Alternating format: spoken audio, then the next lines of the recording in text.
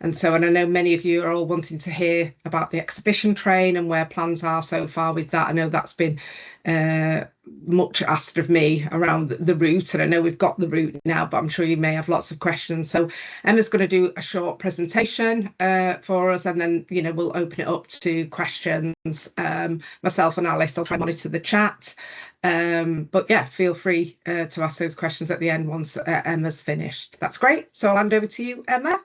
Brilliant, no problem. Thank you very much, and welcome everybody. I'm just going to share my screen. I'm very happy to share these slides afterwards, because not all I'll go into great detail, but it's good just to sort of bring together some of the stuff that's been going on to share it with you. So I'll crack on so we've got enough time for questions and talk about the train. So what I propose today is just doing a quick look at, I think I last did one of these in November, and an awful lot's happened since November. So I wanted to sort of bring a little bit of that together to have a look at how we started our year, what's going on at the moment, talk about the train, a little word on evaluation and what you might have that we might need, and then any questions at the end. So that's what I propose to get through today, if that's all right with everybody. So I will crack on. So first of all, just thank you for all the support and all the things you do. Just trying to capture all of that is quite a lot, which I guess comes back to evaluation and looking at the end of how all your members and everyone sort of contributes into that.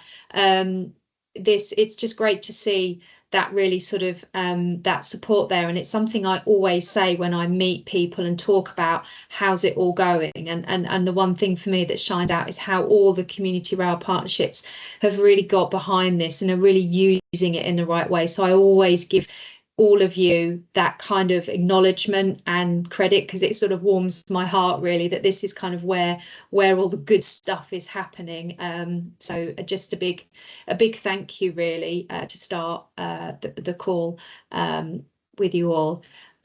So obviously you're probably all familiar with January. We made sure we had a good moment with the whistle up, lots of media coverage, starting to really see the brand come through on tickets, in stations, etc. And obviously our coin as well. So we had a really strong start to the year, and I think that really helped give that sort of national sort of profile, which was one of the objectives that we wanted to do, is give it that profile so then partners could benefit from it. February continued with lots of other great stuff going on. We did some work around National Apprenticeship Week, trying to bring the industry together with one sort of voice on that. There were more train namings. We saw things happening internationally as well. And obviously partners really started to come forward with their activations as well, particularly the train operating company supporting heritage railways, which was great to see. Try the Train initiatives. So there was really lots and lots of great stuff going on, and obviously you guys are part of that as well, as we see that coming through, particularly there with the South East Communities Rail Partnership as well, there with their plaques as well. So it was really lovely to see all of that. So it was a good strong February as well. And then in March, again, lots of activities happening across stations, with Hornby, which is great, which was another thing that we've been working on. And again, work with Heritage Railways as well with Network Rail. So it was great to see those sort of the brand getting out there and being on all of that sort of activity, really sort of giving it that umbrella, which is what we wanted to achieve. So we're really pleased with how that's all going. If you ever really want to know what's going on, the latest on our website, we have latest news, which really brings together all of the good stuff that's going on. So just to, if you ever want to have any more quicker updates, please do check our newsfeed. We update it all the time.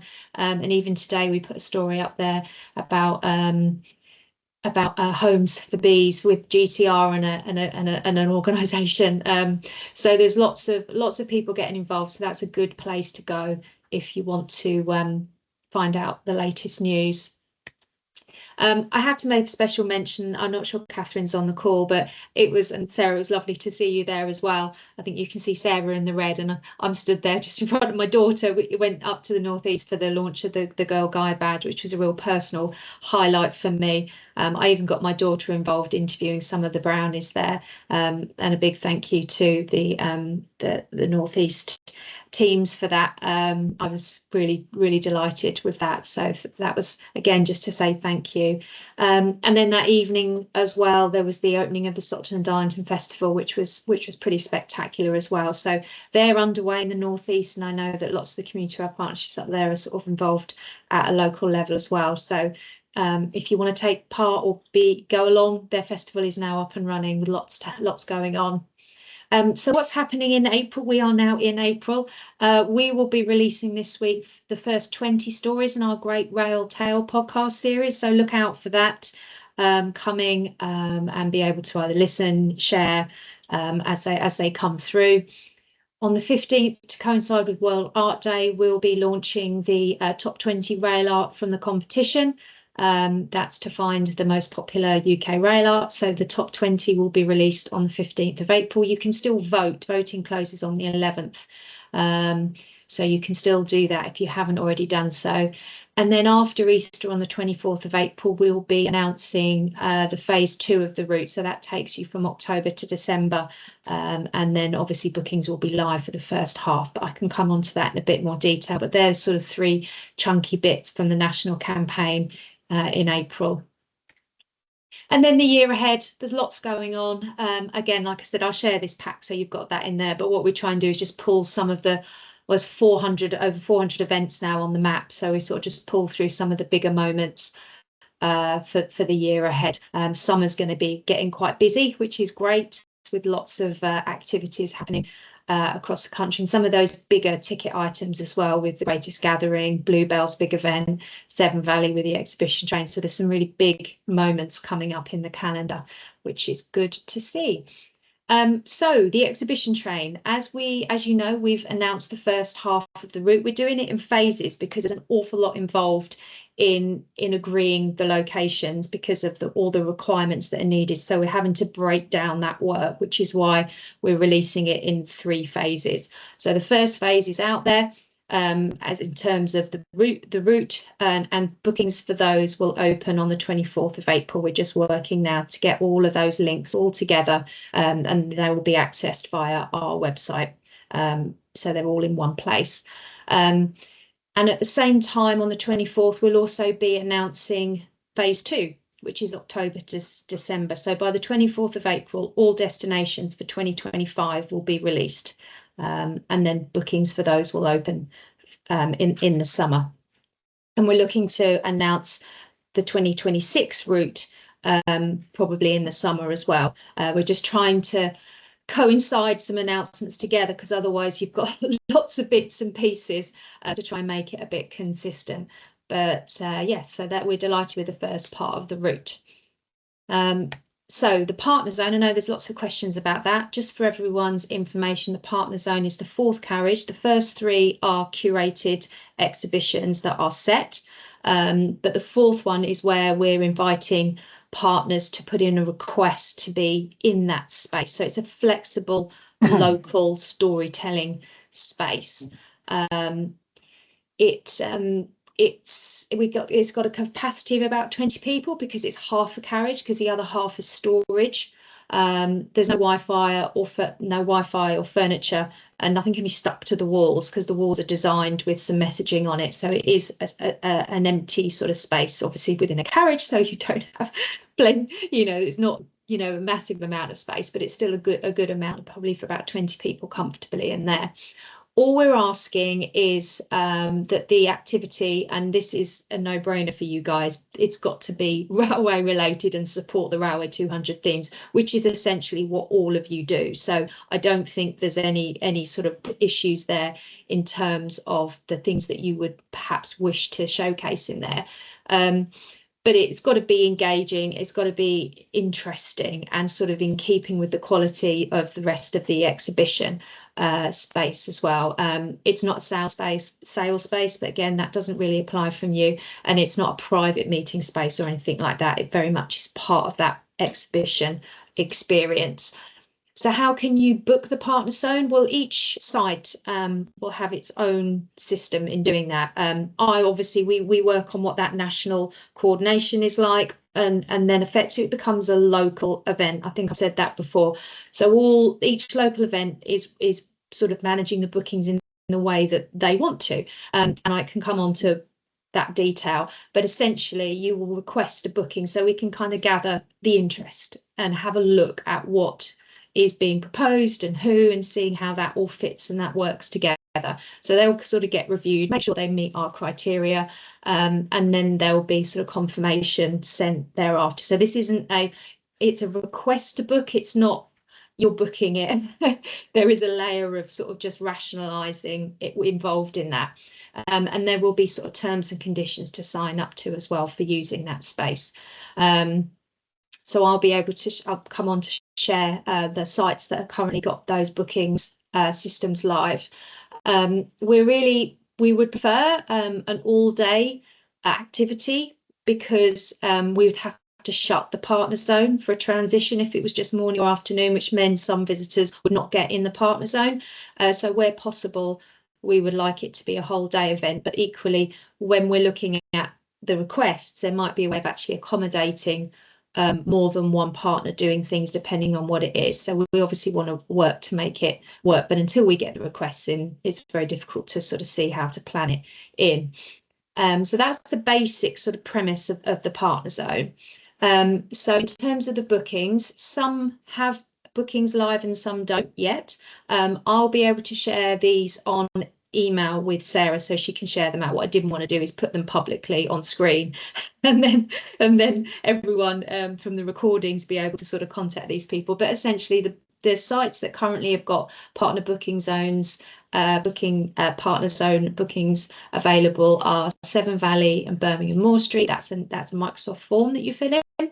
London Euston, it's just a person that wants to receive that information.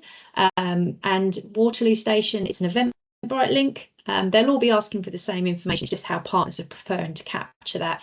And then for Margate and for the Greatest Gathering, again, they're people that would like to have an email to express interests. Just for your information, the partner zone will not feature at the Railway Museum or Locomotion.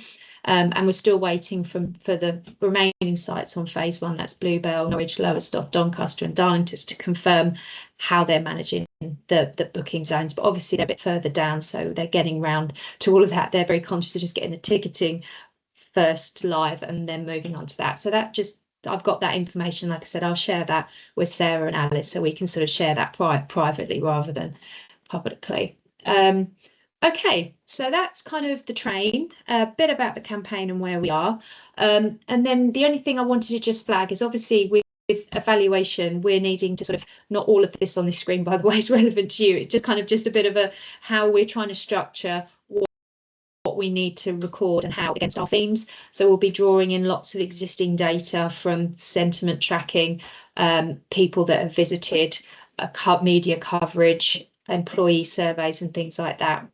But I think the important thing that I'd like to sort of flag with this group and understand and work with is what data do you have that might be useful for us to sort of baseline or use within our results, to understand sort of awareness of the anniversary. I don't know if you have any surveys or anything like that we can use, but then also how we sort of record all of the wonderful things that you're doing, the numbers of events, the types of how many people came, whether young people and families, looking at all that great media coverage that you've got, looking at all the social media interaction and things like that. How do we gather all of that good stuff and have that as part of the wider campaign analysis? Obviously, we can work on that, but I want to put it on the radar that it would be a good piece of work to do with you guys as well. And did you get any more volunteers as an outcome of doing this, and all that sort of good stuff?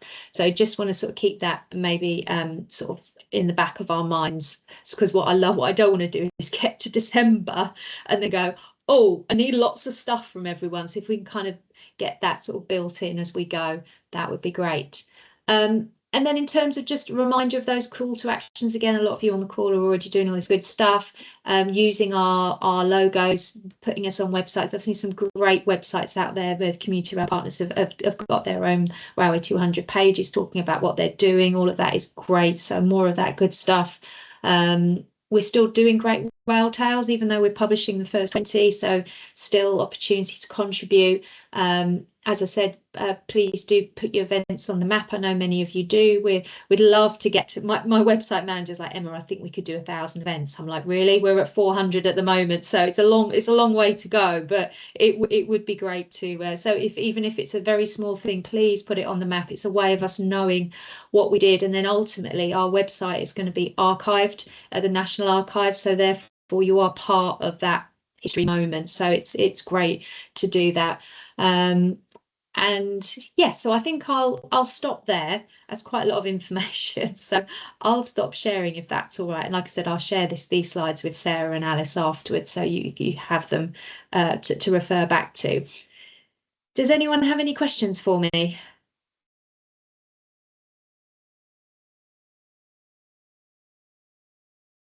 That's a good sign, Emma. You've covered absolutely everything.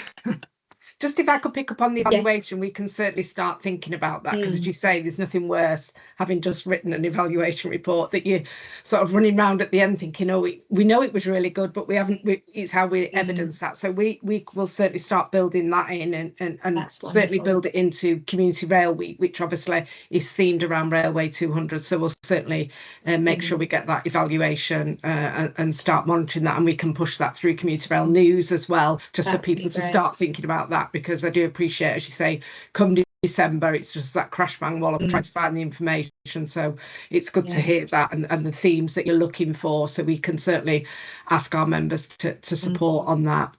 Yeah, and the other thing I was thinking of doing as well is I'd quite like to do some sort of workshops afterwards as well. So, you know, some of the community partners that on this call or I mean, I was joining have really sort of, you know, as a case study, and sort of bring that through when we talk about it more generally. So again, something to keep in the front of our minds, to be able to sort of present them as case studies and do a few workshops alongside me. Yeah, in terms of what worked well and learning from it going forward with other anniversaries that we know are coming up. So that's And I think when they've brought in, when they've worked with train operating companies and local communities, really looking at bringing the industry together, if we, you know, through that lens, I think that would be really helpful as we sort of move into the new world. What we can showcase that Railway 200 did in advance of that, I think would be good. Has anyone got any questions around the partner zone, the exhibition train? Because I know lots of members have had, but I know obviously there's lots of stuff on your website now, Emma, now that's up and running, where members will be going to and looking and keeping abreast of. Sarah, you got a question there?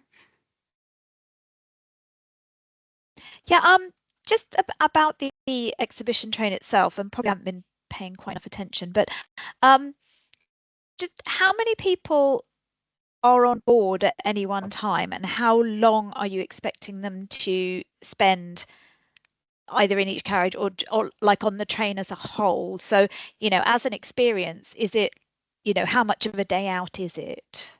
It's not a day out, the train experience. If it's at Heritage Railway, it's a day out, but the train itself, it's 30 people per booking slot, and it's about 15 minutes in a carriage to work through. So you've got 3 carriages of 15 minutes each carriage, and then you've obviously got the partner zone at the end, which may or may not be a bit less, because it's depending on what's in there. And we rough it with about 750 people a day could get through the train on those time slots. So every 15 minutes 30 people would be put on the train, and then another 15 minutes another 30 people would go on and work through.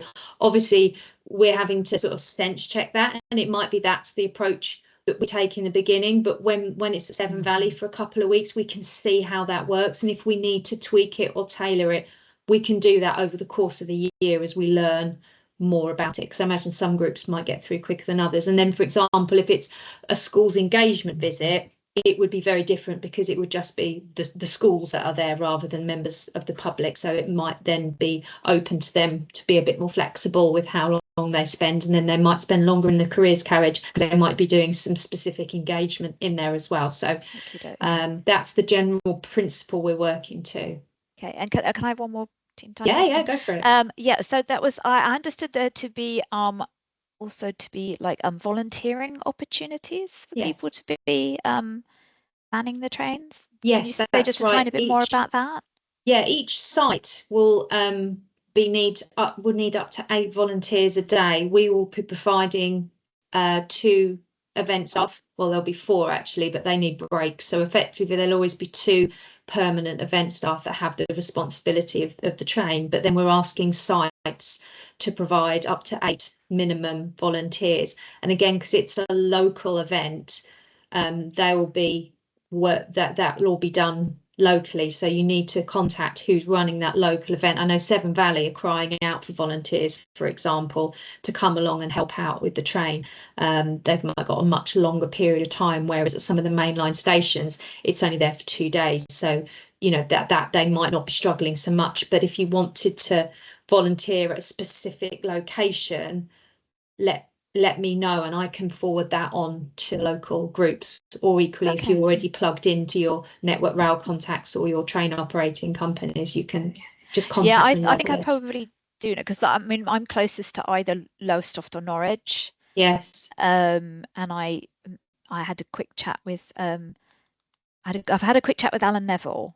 But I haven't talked to, I guess for Lowestoft it would be Martin Halliday. So I might have a quick chat with Martin, just see if he needs any extra bodies, because I think because we're based near Cambridge, and so I had a quick chat with Alan to say, is it coming to Cambridge? And he said no, because we haven't really got anywhere to put it.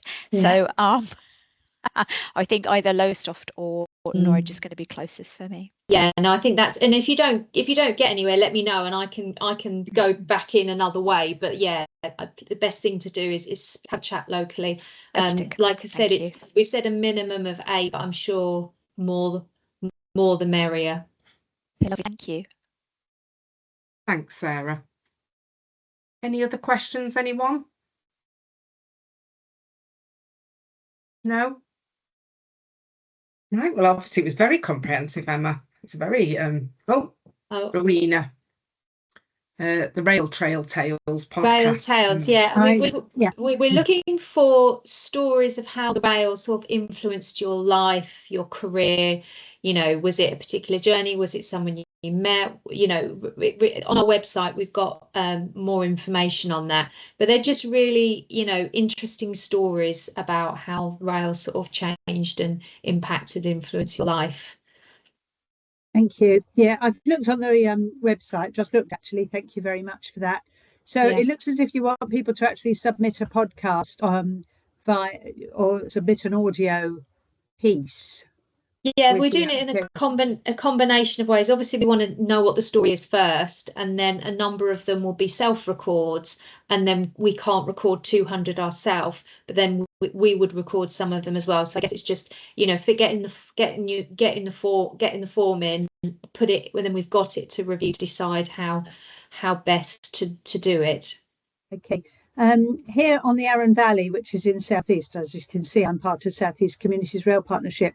We've just compiled a series of podcasts to promote our line, and as well as it being, you know, a bit of a scenic thing to come out and visit places, the content creators were commissioned to talk to staff and people about why they do their journeys. So we've got a series that we've already got. They've just happened now, just launched them. So a couple of weeks ago. So we've got a film, a 45-minute film, that's quite long, and also the 10 podcasts, which are all quite short.